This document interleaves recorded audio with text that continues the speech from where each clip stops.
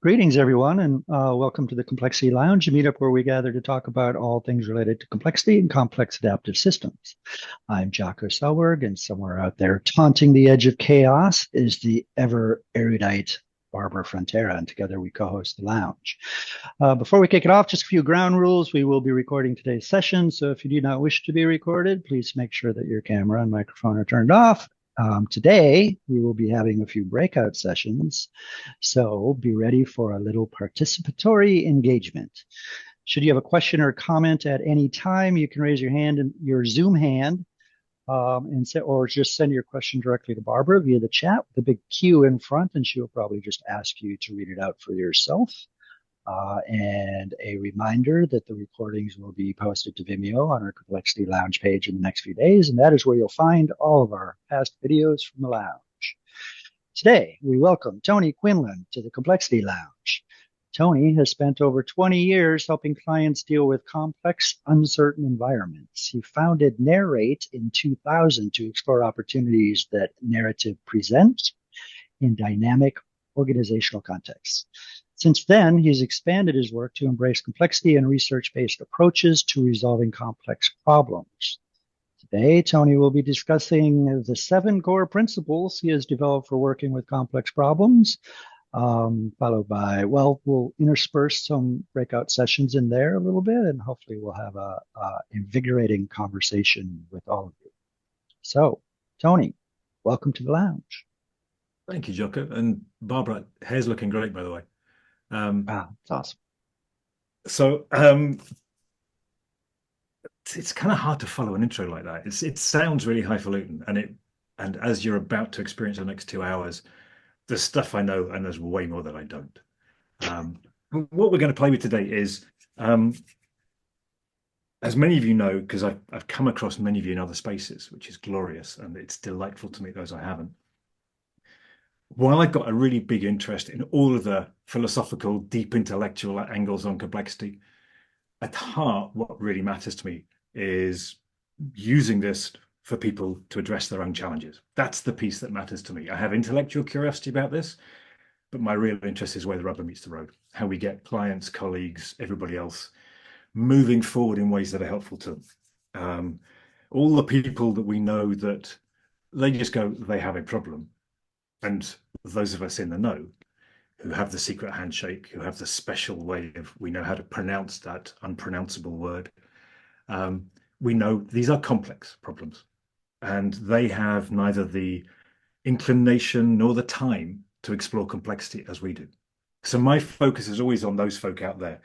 And the thing I'm doing at the moment, which we'll delve into a fair amount, is currently going to a second draft of a book. And it is a book that is fairly simplistic. So it's still in flux, but it is not delving into the deep things of constraints and modulators and attractors and all of the things that we love. It's written for other people. So we're going to dig into that a little today to give you a sense of it, and to test some of these ideas out. Because you guys are experts, you guys know a lot about this, so I want to get your help with it. So this is about how we help our colleagues and clients with what we would think of as complexity approaches, and they would just think of as, what the hell do I do? Okay, so the book is currently going through multiple titles, so I'm not even going to give you a hint of what it is, because I'm really not sure right now. However, the subtitle is going to be something along the lines of, what do you do when you've tried everything you know? And there's a typo in there, which bodes well for the book. There will be copy editors involved. Okay. So that's what we're going to play with today. This is where we want to go with all of this. So what's really plain is this book is not aimed at you, because you guys are way deeper in this, steeped in this, curious about all of this. And there are many things you could pick apart in this, but what I'm going to ask you to do today is to adopt a naive perspective. Think of all those clients or colleagues you work with who have no idea what you're talking about when you start talking about modulators or complex adaptive systems. And you can just watch their eyes glaze, sometimes slowly, sometimes quickly, but you see it happen. Okay, this is aimed at them. So I'm going to ask you to lean into being them rather than being you today. And we're going to pick apart in breakout rooms and other things. We're going to work. I'm going to ask you to pick a challenge that you see either for them or for you. If you're really smart, you'll go, this is a problem that a friend of mine has, because that's always the easiest way to do it and create some distance and not have to own up to all the stuff you don't want to own up to. So I'm going to ask you in a minute to pick a challenge that fits into this. And clearly, the way we think about this and the way the book will start is by going, there are multiple kinds of problems, at which point we introduce our old friend, the Cynefin Framework, which I will be honest, I picked up the Cynefin Framework properly in 2005, being on a course in Greenwich, which Dave still talks about as being the second worst training that was ever done. I hope it still remains the second worst, because I really wouldn't want anything since then to have been quite how that one went, but it was fun. And ever since I picked that up, it's been fundamental. The thing is a work of genius. So just to remind very quickly, we all know this. We've got spaces over here with predictable, obvious problems that I would call, in the book, we call them, they're fuel problems. If you're driving along and the gauge goes, you are running low, everybody knows what to do, right? Find somewhere to refuel. End of story. It's not a big debate. Up here, obviously, we've got complicated, where big brains, analysis, research work beautifully, but it is still predictable. Actually, if you want to put a satellite around Io, it's okay. You do the maths, you get the right experts, you get it done. You're not going to find halfway that actually Mars has taken a left turn where you thought it was going to go right. So actually, it's relatively predictable with some adjustments along the way. And then you get to the place that we all love, that most of our friends and family just get wrapped up in, because up here, it's like trying to put a diaper on an octopus. Okay. These are what I call the octo-nappy problems. Okay, the minute you get one leg in, somewhere else it's emerged, and then you find you're just holding the damn thing and you're wondering, what the hell do we do next? And in boardrooms around the world, this is happening all the time. Okay, so these are octo-nappy problems, and they're the ones we're going to play with today. Okay, so what I'm going to do is I'm going to put you into a breakout right away. You'll be in there with 3 other people. So we'll set up the breakout to have 4 of you in there. You can have about 15 minutes. And what I want you to do is just to sit and start with a real problem that is on your desk right now, or on a colleague's desk, or on a client's desk. Okay. Think of a real one that has heat in it, that really matters. Okay. And just spend a little bit of time in your breakout with 3 colleagues. Talk about the context it sits in. Talk about what the challenge is, and talk about how it pushes your buttons, or the client's buttons, obviously, because it's not going to be yours. Okay. Where does it push you around? What's the kind of nature of this thing? What have you tried? So you're going to have 15 minutes, and I'm going to ask you to talk about that. He says, desperately looking for breakouts. Breakout rooms here. Excellent. And we have... how many folk do we have here, Jocko, right now? 24. Excellent. So 6 breakout rooms. You'll have 15 minutes. Enjoy. Put the setting on so you have a, auto close after 15 minutes. And if there's any questions, if you're not sure, take a screenshot of this now. Make a note of it. We'll keep it up. So if you can't remember what you're supposed to be talking about, you can come back into the main room and check it. And if there's any other questions, feel free to come in. Jocko, Barbara, and I will be sitting here anticipating your confusions and questions and everything else. But somehow I think you're not going to be that confused. I think you got this. All right. Enjoy the conversations.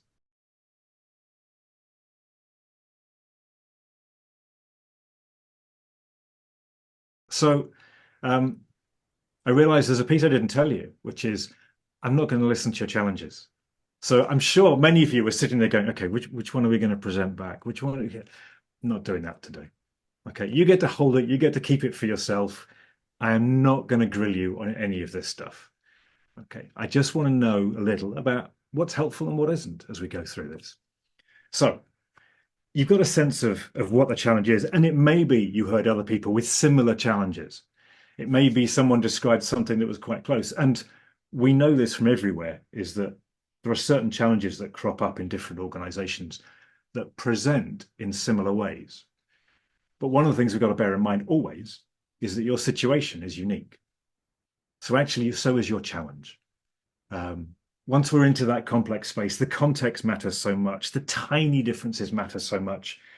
And in big organizations, increasingly I'm seeing this, is we accept with urban development, every city needs certain things. Every city needs utilities and sewage and business and living places and leisure spaces. So in that sense, we can define them in the abstract as every city is the same. It faces the same challenges. But we accept also that actually urban development adapts to the physical landscape. In Sydney, we can use water as a transport system. In Manhattan, less so. You can do around the edges, but once you're past the edges, if you want to go anywhere inside, we need something different. Whereas in Kigali, in Rwanda, the land of 1,000 hills, if you're going to lean on water for transport, you have serious problems on your hands. And ditto in Bogota. In Rwanda, you might be able to go, let's walk, let's run, let's cycle. In Bogota, high at I think it's about 3,000 meters. Probably you find that a little harder to be doing the physical exercise piece. So one of the things we notice about cities is they have the same boundaries, they have the same aims and goals and abstractions, but we adapt it to the landscape. We recognize that there are some things we can and can't do given the terrain that is there. The thing is that in many organizations and the situations that we face with our complex challenges, we don't always recognize that there's an invisible landscape, a cultural landscape. In organizations, it might be we all talk about we need profit. We all need marketing. We all need an HR team. We all need production or services or research or all of these things in the abstract. But how they happen needs to be adapted to fit the invisible landscape, which is why if you go to any big corporate conference on a particular topic, whether it's logistics, whether it's communications, especially if it's culture and communications, you'll hear lots of ideas and answers and people going, oh, that's brilliant. And it would never work in my place. So whatever your complex challenge is, your octopus challenge is, somebody else's idea won't necessarily work for you. So with all of these things, we need to scan the landscape. We need to have an understanding of what is available to us in that space. Okay. So we have to adapt to take into account the invisible landscape and recognize there are things that we can't do, just as we would for the physical landscape. And that can come as a real disappointment to our clients, who would much rather have a nice, simple, straightforward answer. And quite often we end up giving it to them, despite the fact we know it is, to use a technical term, bollocks.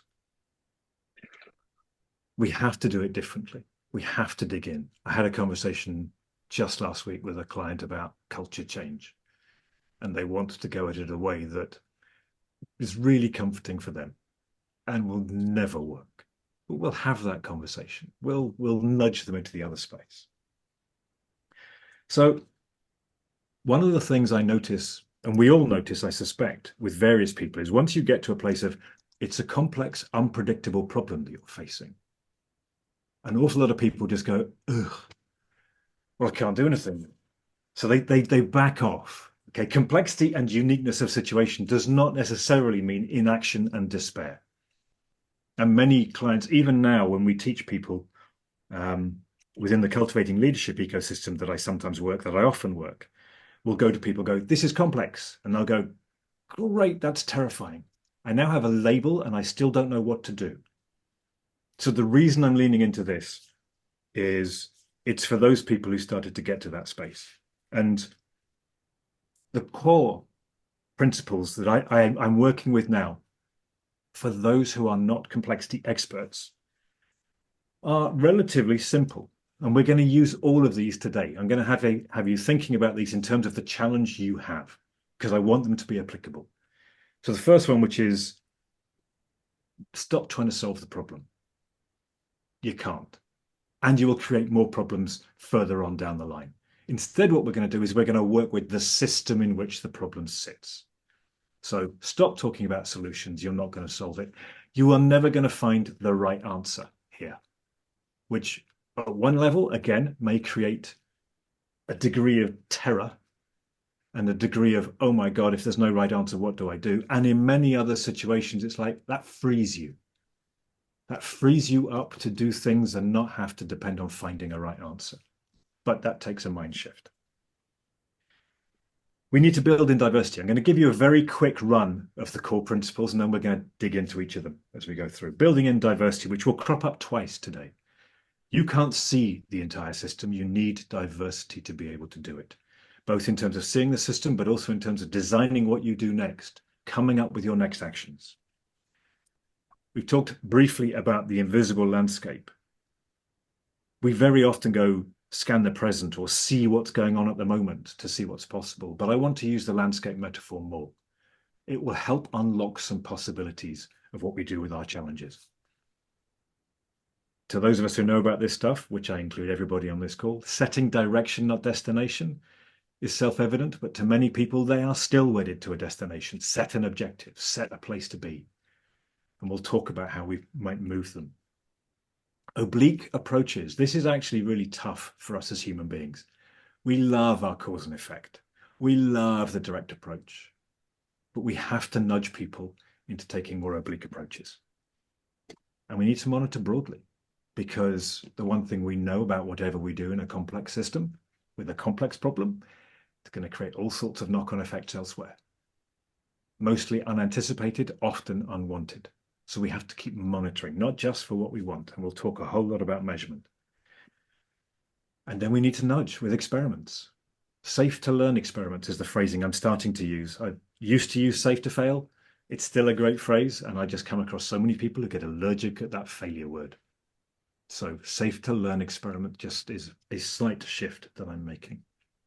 So these are the core 7 pieces that if you want to deal with an octopus challenge, I hadn't used Octopus Challenge until today. I now notice it's sticking in my head.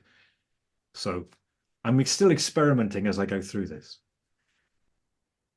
So let's start with the first one, the idea of diversity. We need diversity in the system around the challenge you're facing. So keep that challenge you've already come up with in mind as we do this. Okay. Who else might have an interesting perspective on this? Might be seeing something from a different angle that you cannot see. Sometimes we want people who are experts in the field, the situation, the day-to-day life of what's going on in the organization or in places like UNDP when we've done projects for them. We bring in experts in the day-to-day as well as the experts in the subject matter or the experts in policymaking or the experts in research. All of these matter. All of these are useful. And the reason we need them is you simply cannot see, no matter where you sit, no matter how smart you are, you can't see everything that's going on. You can't see the knock-on effects through the system unless you have the system scanning in place. Let me give an example from a couple of years ago. I was in Finland for a glorious day of conversations around complexity. Some of you know the team out there and they are absolutely brilliant. It was in January and everybody was commenting in Helsinki about how it was so much easier this year because there's been less snow. And getting around the city was easier because the transport wasn't getting clogged up. And I happened to go and stay with a relative who lived out in the countryside. And I mentioned this thing about the snow and they went, it's a disaster. And I'm like, what do you mean? It's easier, surely. He said, no, you don't understand. Maybe easier for those townies. Yeah, okay, so we've uncovered a slight fracture in Finnish society already. But his point was really interesting. He said the problem with no snow is there is less ground cover. And less ground cover means that the winter crops are getting scorched by even the weak winter sun, which is going to cause problems later on. But further to that, it causes a problem for those who in the winter depend on hunting. Because without the snow cover, the deer can actually eat wherever they like. So they're eating the crops. They're not going to the usual spots where the hunters have put out food for them, and therefore it's much harder to do. In addition, they're not going through hunger in the same way. So one of the problems there is that the meat, when we do hunt them and we kill them, it's much fattier than usual. So that's going to have a knock-on effect. And then because they're also catching fewer, there's less work in the abattoir. And in the abattoir, people get paid by the carcass. So whole families have less income because there is less snow than anticipated. And often that's the woman's work in the abattoir. So then that causes friction at home, and there's already a slight uptick in domestic abuse. So all of these are system effects of what looked like a really simple thing. And if you don't collect those in the rural community's view of what no snow means, then you don't get to see this. So we have to have more scanning of systems and more perspectives in when we start the process of looking at a challenge. Okay. And then we talk about we've got to be able to see the landscape. And it's more than just scanning what's going on, scanning the present. We know that in a complex system, what happens next emerges from what's going on right now. But we want to be able to see, where are there blocks? In the same way we talked about with the cities, where are there things that simply can't be done? Or if they could be done, it would be high cost. Where are there easier steps to take, the adjacent possibles, to use the jargon? Okay. So just for a second, think about that challenge you've got. What other viewpoints would be useful for you to hear? Who else would have a view on this that would be worth checking in about that challenge? And then secondly, take a step back from the challenge and notice the things that are around it that start to get involved with it, the people that are there, the systems, if it's an organizational one. Metric systems are always a big one, or clearance procedures, or social norms about how decisions get made. And notice the assumptions and beliefs as well, because all of these matter in terms of how you then start to address the challenge you're facing right now. So yeah, if you're out walking, you've got many choices. There will be cliffs that you think, I've got the equipment today, I'm an experienced mountain climber, I'm prepared to take it on. And for the rest of us, it might be, okay, I've got my cagoule wrapped around my waist, I'm not touching that one. Or it might be you see an edge, you think, actually, I've not got a good head for height, I need to stay away from that. So just notice where there's places you think, I don't have the energy for that. Or there's places where you go, actually, I'm a little bit worried about that. Notice the edges that you want to stay away from, the choices you're prepared to make around all of these problems. And then finally, in this first piece, the idea of direction, not destination. There is a glorious story, for those of you who may not have heard it, in Florida libraries a couple of years ago. There was a guy, his name was Sean, I don't think it was Foley, I think it was Fairley, who in the space of 6 months took out 3,000 books and nearly got the chief librarian the sack. He was taking out absolute classic books, brilliant books, all the ones that you would expect of, the canon of what literature looks like. And he was reading them, he was returning them. The speed at which he must have been reading was phenomenal, like 2 or 3 books a day. So he clearly had no time for anything else, was just getting through these books. And the chief librarian nearly got the sack because of this guy. Now, the books were all returned in perfect condition. There was no problem. None of them went missing. None of them got damaged. But the problem was he didn't exist. He was a complete fiction created by the chief librarian. Because at this particular point in Florida libraries, they put in a system that went, we're gonna get rid of a whole lot of stock that are just useless. Okay, so we'll just put in a measurement system and we'll just go, okay, which are the books that people take out?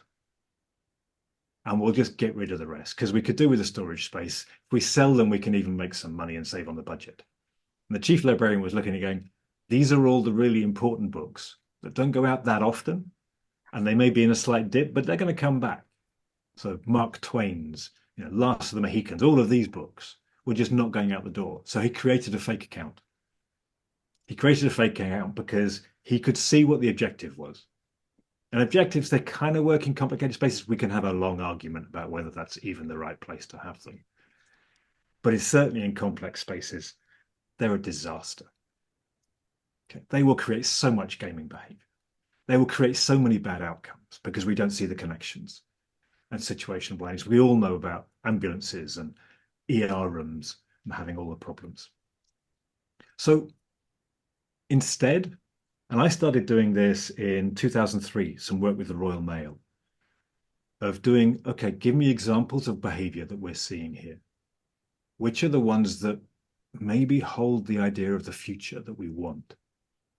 And also give me examples of what is historically what we've tended to do, but frankly is outdated and we need to let go of. So what's now become more of these, fewer of those. So that is a brilliant way, narratively, to set direction rather than set destination. The more you get into detail on destination, the more you are doomed to fail here. So again, thinking about the challenge that you've picked for yourself already. What direction are you headed in? What do you want to see more of? What do you want to see less of? There's the great quote by William Gibson, the sci-fi writer. The future is already here. It's just really badly distributed. That's what we need to lean into next. So I'm going to put you back into the breakout rooms, and I want you to think about those three things. So take a screenshot or make a note of this. In the group you were in before, we're going to put you back into that. Think about the challenge, okay? And have a few minutes each. Who holds a different perspective on the challenge that you think might be useful or illuminating? What do you notice around your challenge in terms of the landscape? What are you prepared to address? What are you willing to put in the effort? And what are you looking at and going, that's way more effort than I have the energy for right now? And then also just think about what direction you want to go for your challenge. More of and less of. Okay. Any questions, clarifications? Taking silence is a good thing. That may be wise, that may not be. We'll see. So you're going to have 20 minutes this time. As before, there will be no report out on this. At the end of today, I'll ask for feedback and pieces, but don't worry, you do not need to come back on this. You get to be confidential in your room about this. Okay. I think we have a couple questions in the breakout, but maybe, or in the chat, but maybe we can get back to those. We'll address those when we return. Beautiful. Thank you, Joko. Yeah, I think we'll do those. We'll do those questions at the end. Let's get into the breakout. Yeah, Cool. Dave, you got some upvotes there, Dave. Okay. Brilliant. Enjoy. Have a good conversation.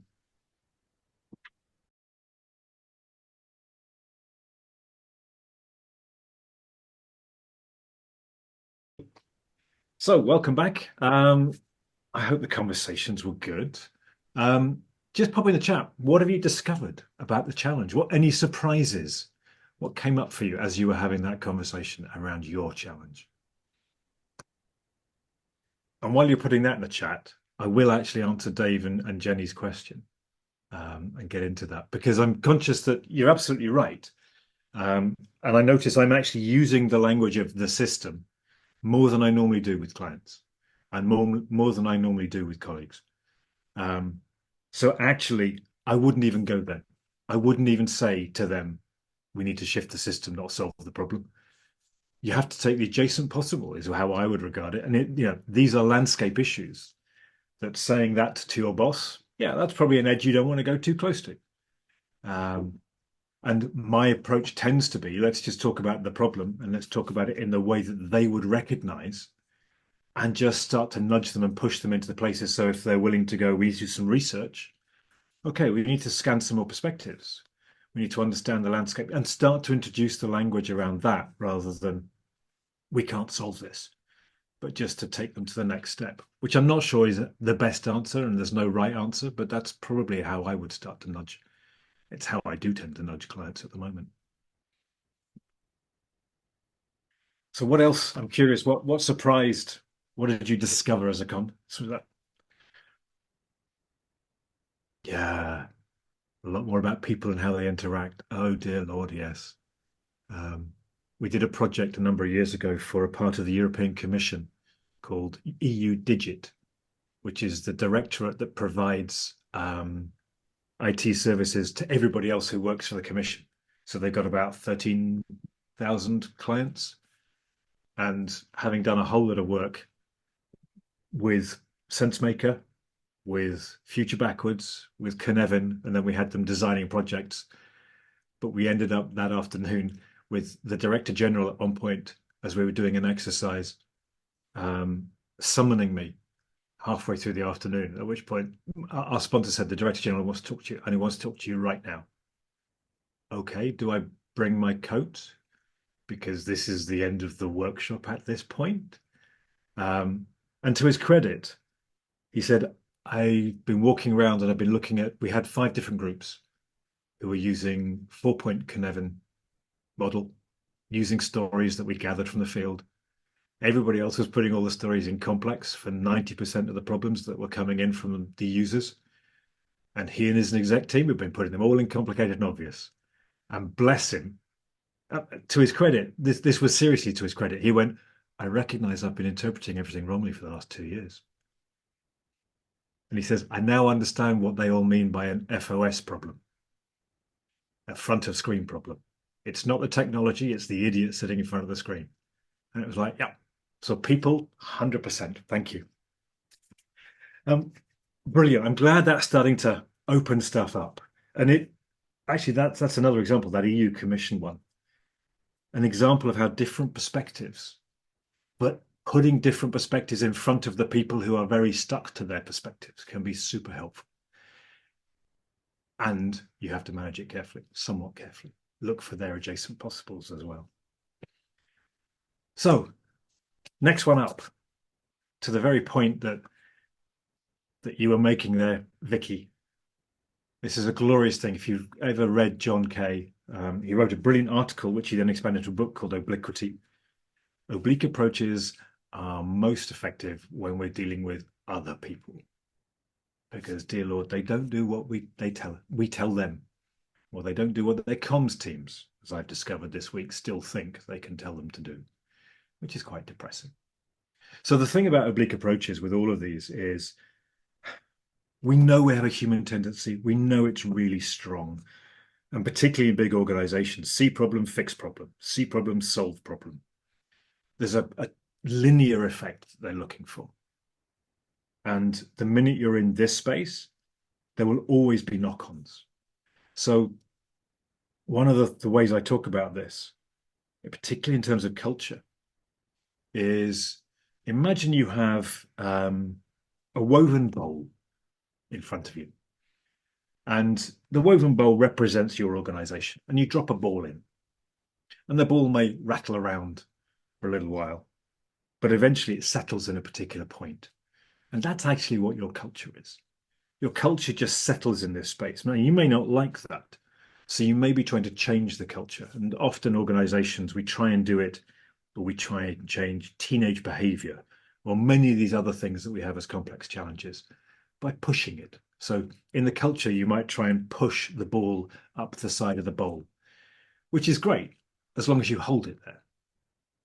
And as long as you hold it there, that's high energy, takes a lot of effort, and it doesn't actually naturally stay there, because the minute you stop pushing, it drops down again. So instead, what you need to do is to reweave the bowl, to look at what are the threads in here, what are the woven pieces in this that we can start to play with, so that you reshape the bowl, so that the low energy place that the ball falls is where you want it to be. But you can't do that by direct action. You've got to do it by looking at what's in the bowl and how we might reweave it. So you have to start by looking at what are the things that affect what we're after. Okay. So thinking about your challenge, what are the things that play into the challenge you're facing? Okay. What influences things? Some of them might be for the better, some of them might be for the worse, some of them just influence it. Some of them may contain it or constrain it, or all of these other things. What are the factors that you notice play into your challenge right now? And you don't need to worry about getting a comprehensive, complete list of all the things. It's nice to, but again, in the same way that there's no right answer, there's no right solution to a complex challenge, you'll never have an exhaustive list of all the factors. And in fact, you want to touch into other people who have a diverse perspective on this. So just make a note. What do you think of at the top of your head of the things that are influencing the challenge you're facing right now? They might be out there. They might be in the organization. They might be in the team.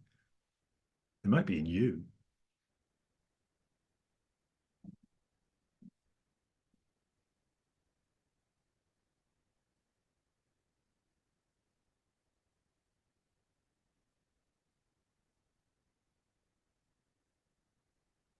And the thing about all of these things as well, of course, is that once you start to identify what the weave is, what the things that make up the bowl are, they go elsewhere.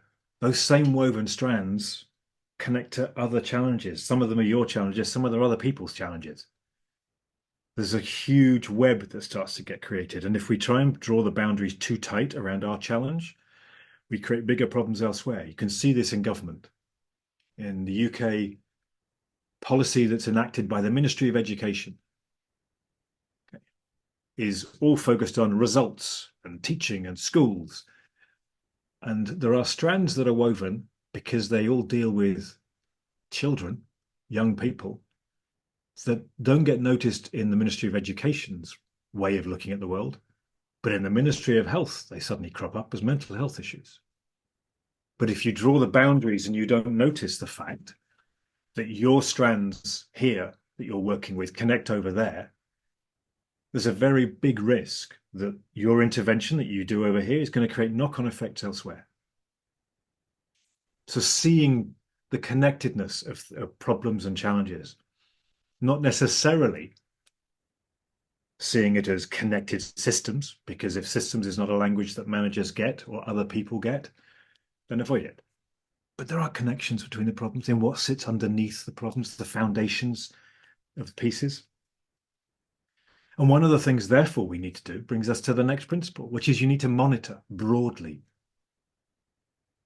You can't afford just to look for signs of success and failure in terms of how you're seeing your challenge. Even that piece of more like these, fewer like those is too limiting.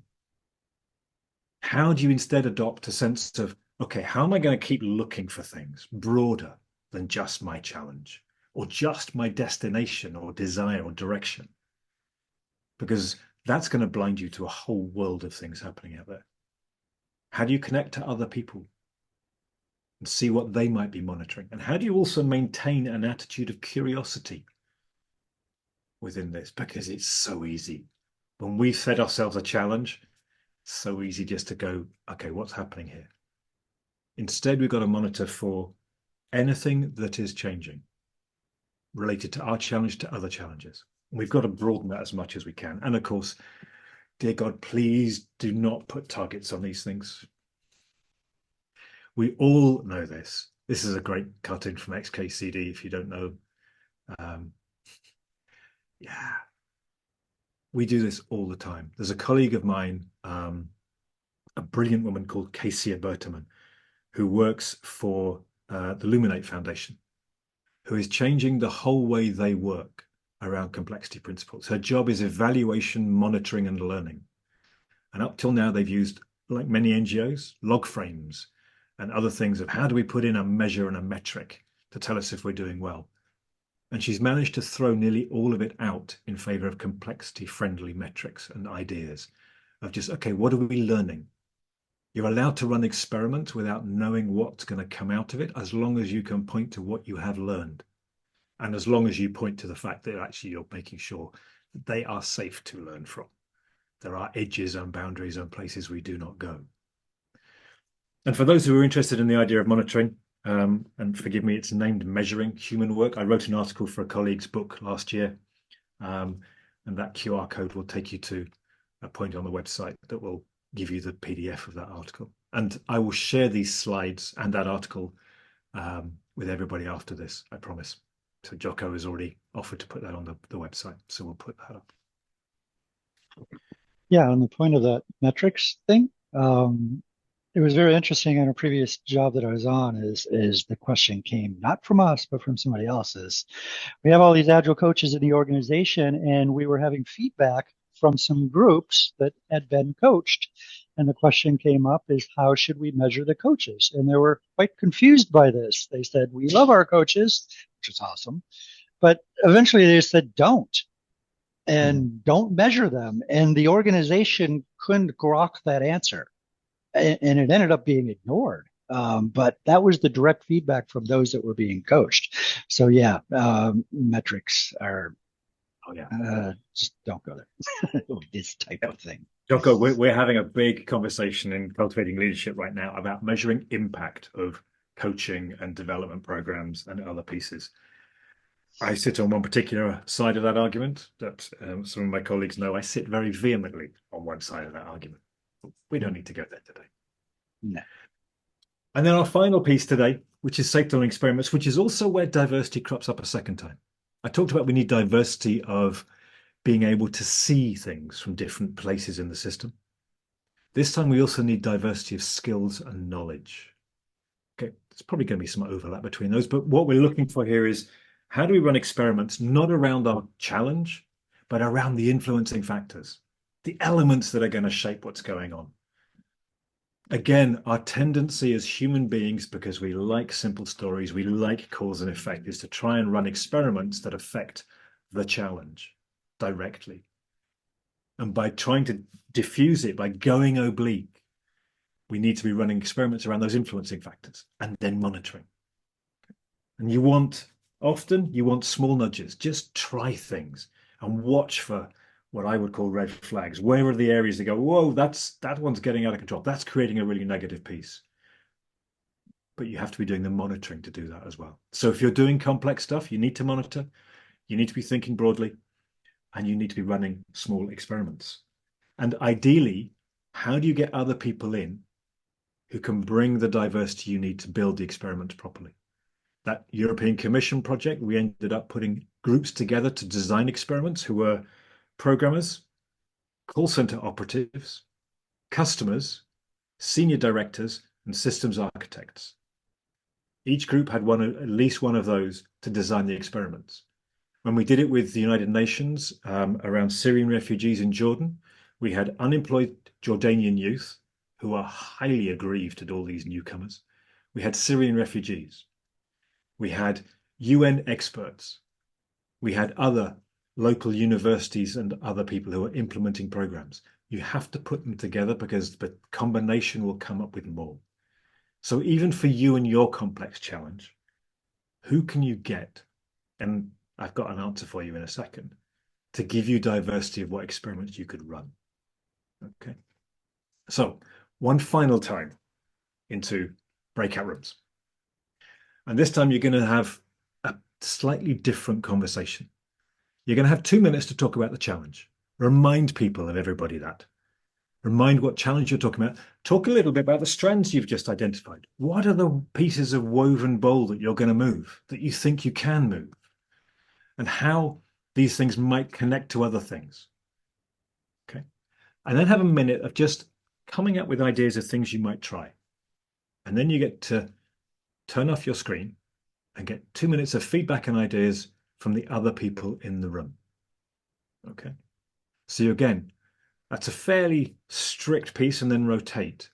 Okay. I'm also fully expecting I'm going to give you these instructions, and these are complicated at best, obvious more likely, and you're all individuals and human beings, and your desire or willingness to follow instructions may be somewhat limited.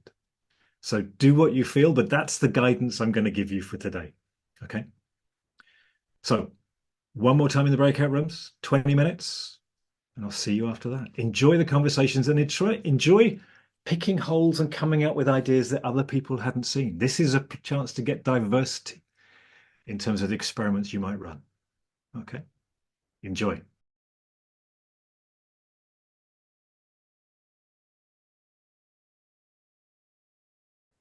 So welcome back one final time. We've got about 10 minutes left. I'm curious, having gone through that process for a challenge rather than thinking in the abstract and everything else, Where are you now with it? What's been helpful? Has it changed how you're seeing it? Oops, that wasn't the plan. Let me stop sharing.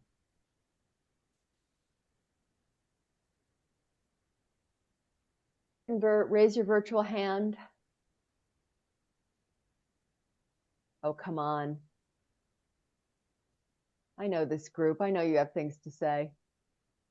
Don't make It's me always call. fun actually watching who had accidentally unmuted themselves and suddenly realizing, oh, I better mute quickly before somebody takes that as a signal.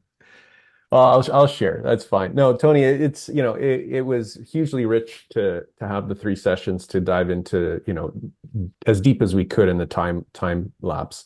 I think this last little exercise of little present and get some feedback was effective in some ways, but was a little bit light on context, right? So, I think from an experiential basis, and I'm biased because I've, taught around this method and variations of it, but doesn't say that it didn't deliver some value. And maybe Jenny or Richard or Ken can comment on that.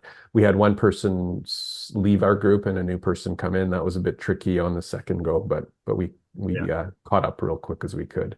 But I think for Jenny and Richard and I, which stayed through the whole repeat, that was hugely valuable. And I think maybe the second session was the most rich in terms of depth of context we were able to explore. Thank you, Michael. That's really, really useful to hear.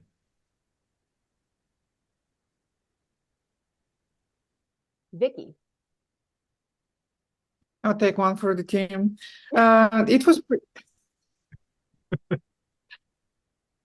It was pretty useful. We were a very small group, and we also ended up drifting into a lot of other topics, so I ended up with a big reading list now. But it was also very useful because it helped me narrow down things quite a bit, and there was a few aha moments, a few things that I can definitely see are going to be useful. A couple of really interesting realizations as well. Thank you, Vicky. That's really interesting. And can you share the list? Although having said that, I do have a habit of buying the books, and I'm praying for osmosis to kick in at some point because, dear Lord, I'm not going to get around to reading them.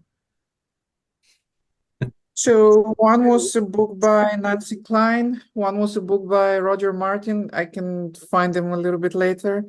There was something about the 37 signals, which you couldn't quite get, so that's another. I'm going to look it up after the meeting. Beautiful. Thank you. So others, reflections on the whole piece and the concepts and whatever. I'll confess, today is the first time I've put this out there in quite this way. So slightly stumbling, slightly clunky in places, but I'm curious how you found it. Julia. I was amazed how in the second round, when we already explored 3 cases twice, and we came up with the example from the outer world from this week that showed the next level solution, next level example, how somebody else gloriously tried to do something and it helped, and how it reflected all three cases, which are absolutely different, absolutely from different perspective, from different high lengths and depths. But it was a moment of revelation, because then you see that the things in a completely different setting, in a completely different connection, and that those fractals are coming, zooming in, zooming out. I think that was just simply beautiful. Thank you. Wow, I'm so pleased. Jenny. Ditto what others have said. I loved how interactive this was. I loved the challenge of thinking through our own problems through the different, core concepts. And I especially appreciated hearing other people, like other real world examples to help wrap our minds around. I think one thing I wish we could have done, and maybe this just needs to be a 3-hour session next time, is as each of us were sharing, we kind of identified some common tensions that are just like problems of, complex problems in general. And I wanted more time to dig into those because that's really what I'm coming here hungry for. Like I'm rubbing up against this thing.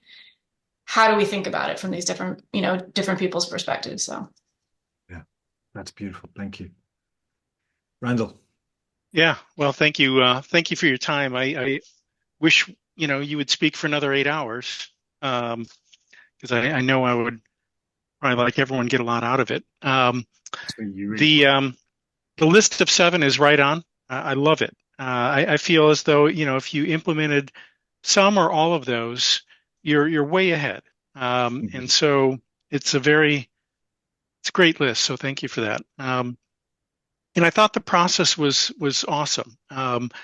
Yeah, I had a very accommodating group of Ellie and Tristan, and thank you both for for sort of listening through my challenge, mostly. And even though it is hypothetical, so in that regard, it isn't 100% real yet, but yeah, they asked great questions, great penetrating questions, and a lot of it came down to obliquity. Obliquity, not only in maybe how we measure things, but obliquity in our approach. And they both kind of reminded me in many different ways that I shouldn't lose sight of that fact that, like, maybe when I'm working with leaders, I should take more of an indirect approach to kind of sway their thinking and behaving. And it's just a great reminder for how to bring about how to resolve, let's say, complex challenges. Yes, to think and act obliquely. Thank you. You've reminded me actually of an example I sometimes use, and I think I intended to use today and I forgot about it, which is I've recently remodeled my running style, which I used to run a lot and I used to get injured all the time. And I realized there were 2 things that were major problems for me. One was impact, heel impact, would send forces straight through my leg, and that was why I was always getting hip and knee problems. And I had a tendency when I started running that I'd run too fast and I'd rubbish at pacing myself. So I knew what the 2 problems were: reduce heel impact and pace myself better. And there was a running coach I found online. Who would have thought an online running coach would work? But he gave me 2 instructions, which actually turned out to be beautiful in terms of somewhat oblique, but creating the conditions by which I could meet my targets. So one was 180 steps a minute.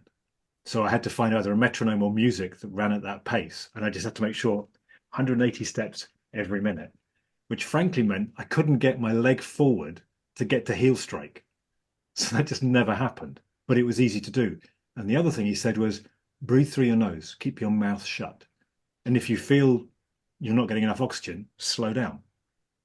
So 2 things that actually were oblique approaches in some ways to creating the conditions that I knew I wanted. And I think that's fundamental in so many organizations. We name what we want, but we don't think about how do we create the conditions by what we want can emerge. We try and go at it directly. So thank you. That was a beautiful example. Ah, thank you, friends. Right, we have seconds left. Barbara. Well, I'm interested. Eric is relatively new to the group and to the discipline. So, Eric, did we scare you off? Are you still with us? Yes, I'm here. No. Did you find that helpful? I did. I'm even more in it now. I need to find a good gateway. This is a good gateway in. I'll start reading a bunch about it. Do some of the things you suggested. I'll be back. Good to hear. Well, Tony, I feel like that's always my intention, Eric, is I want to be the gateway drug to other things. Because when Dave's book comes out, Ellie, you've got to get going on that. Because I've got to be the route into that is what I'm trying to do. The White Whale, Dave's book. Okay. That's harsh. Tony, I feel like we are going to need to have you back several more times because there seems to be a hunger for what you're doing. So I know the book is a work in progress. So anything you want to workshop, just let us know and we'll get something on the calendar. Thank you. That is the most generous offer. I will be back, definitely. I had a blast, and really, isn't that all that matters? And so, is there anything else before we let Tony go to go enjoy his evening? Going once, going twice. Tony, thank you so much for your time. You have no idea how much we appreciate it. As I said, you're welcome back anytime. Thank you to all of you for coming. This is why we do this. Otherwise, it would just be me and Jocko yelling at each other online, which isn't really a good look. And we hope we see you again soon. Bye.